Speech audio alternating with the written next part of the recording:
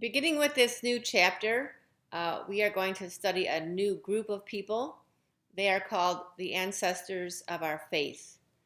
These are the first people who will believe in one God, Abraham, Isaac, Jacob, and Joseph. In Genesis chapters 12 through 50, we find a change of structure. With the introduction of Abraham, we are no longer in mythical times. These stories from Abraham onward are now considered to be history. Why is that? Because by this time now, writing has been invented, and there are also other biblical texts that record the same exact events that are recorded in the Bible. So it is important to remember that from Abraham onward now, we are actually in history. These people are real people, and these people are real people, and these events actually happened. We are finished with the myths. Instead of the myths, we have a literary form now of a short story. These short stories have clear beginnings and clear endings, and you will see that women play a significant role in these stories, which is very unusual for the time. At the time these events were happening, the biblical culture was very patriarchal. So to have women in these stories really means that these women were important.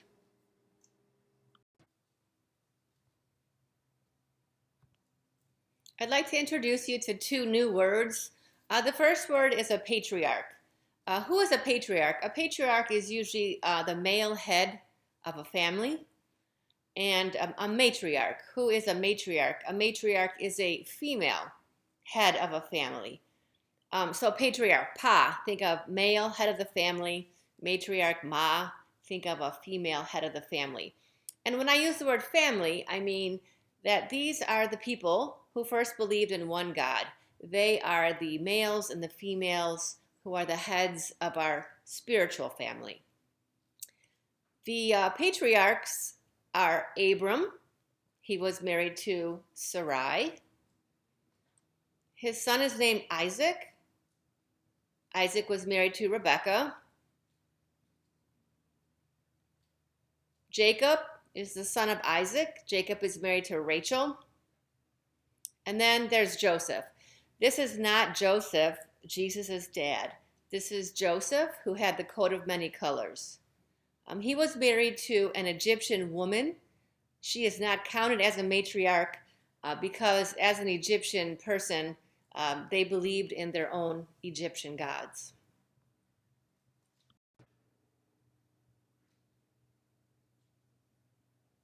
The first patriarch we're going to learn about is named Abraham. Abraham lived in 1850 BC, which is 1,850 years before Jesus was born. If you take a look at this map, you will notice that this is actually Palestine. This is the area where Jesus lived.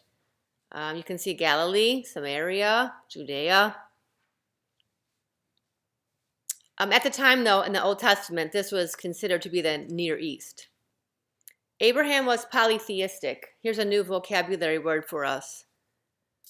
What does polytheism mean? Well, the word the prefix poly means many, and theos means God. So polytheism is the belief in many gods. So when we meet Abraham in the Bible, he actually has a belief in many gods. He was a nomad. Another vocabulary word for us, a nomad is a wandering herdsman. And Abraham would wander from place to place in search of food and water.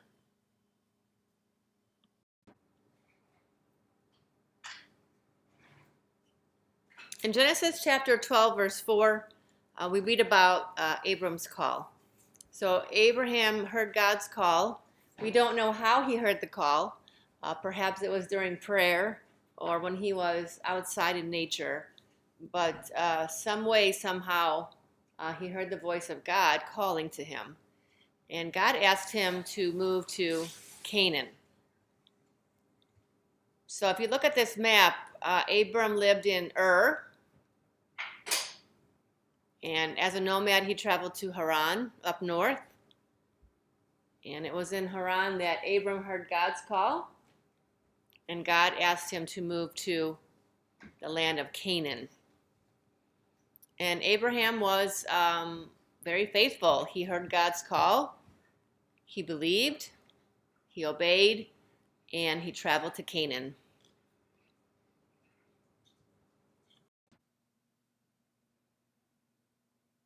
Here's another new vocabulary word for our chapter. The word is covenant. What is a covenant? A covenant is a serious sacred promise made between two people or two parties. In this covenant, God and Abram are the two people. And God is going to do 4 things for Abraham. He's going to bless Abraham and make his name great. He will give Abraham land. He will give Abraham a son. And he will make Abraham a great nation. For his part, Abraham must take his family to a land that God will show him, and he has to follow Yahweh as the only God.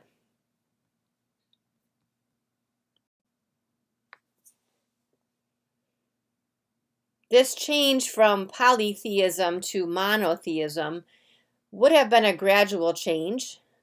Like we learned earlier, Abraham started out as a polytheist. He believed in many gods, and now that God has called him, he will move to monotheism, mono meaning one. So he will believe in the one God. But it will be a gradual change for Abraham. In the beginning, Abraham probably worshiped God above all the other gods. And then after a while, Abraham worshiped only God alone.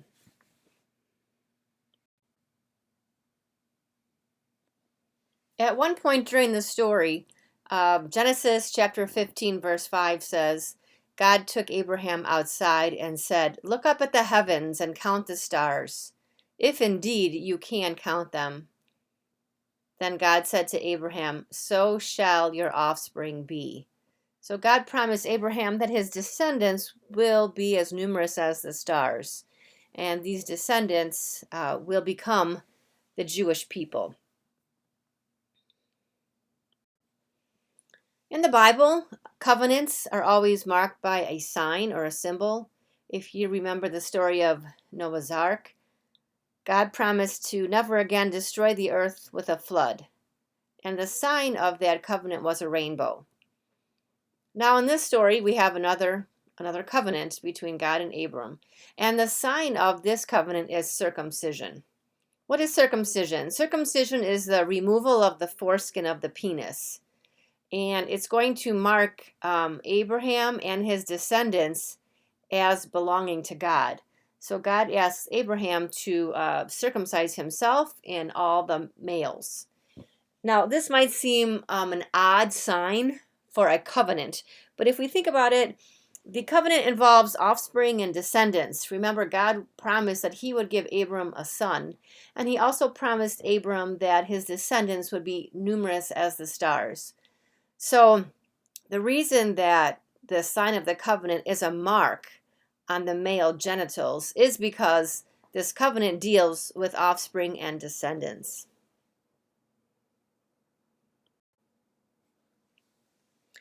We still have a little bit of a problem, though. Abraham and Sarah are still childless, even though God promised them a son, and even though God promised them descendants as numerous as the stars. They still don't have a baby, and Sarah is up there in age. At the time of the Bible, if a wife was barren, meaning she could not bear a child, the husband and wife had 2 choices. First of all, the husband could take a second wife, which is known as polygamy, or they could use a concubine.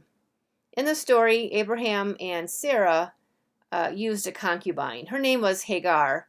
She was their Egyptian maid, and she's going to serve as a concubine for Abraham and Sarah. What is a concubine? A concubine is a surrogate childbearer. So because Sarah is old and barren and can no longer have children, Hagar is going to bear a child for this couple. So Abraham has sexual intercourse with Hagar, and they do end up having a son, and his name is Ishmael. Going back to polygamy really quickly, polygamy is taking more than one wife. Remember, the prefix poly means many. This was a common practice during the time of the Bible. It helped to ensure the survival of the tribe.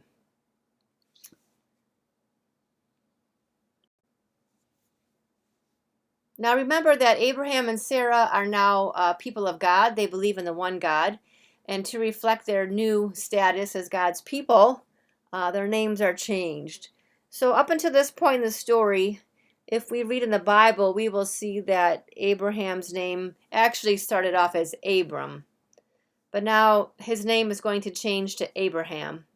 And Sarai, her name will change to Sarah to signify that they are God's people. Even today, we know that people change their names to represent like a new status in life. For example, if a couple gets married, sometimes the wife will change her name. For those of you who have been confirmed, you take a confirmation name to signify that you are now an adult in your faith.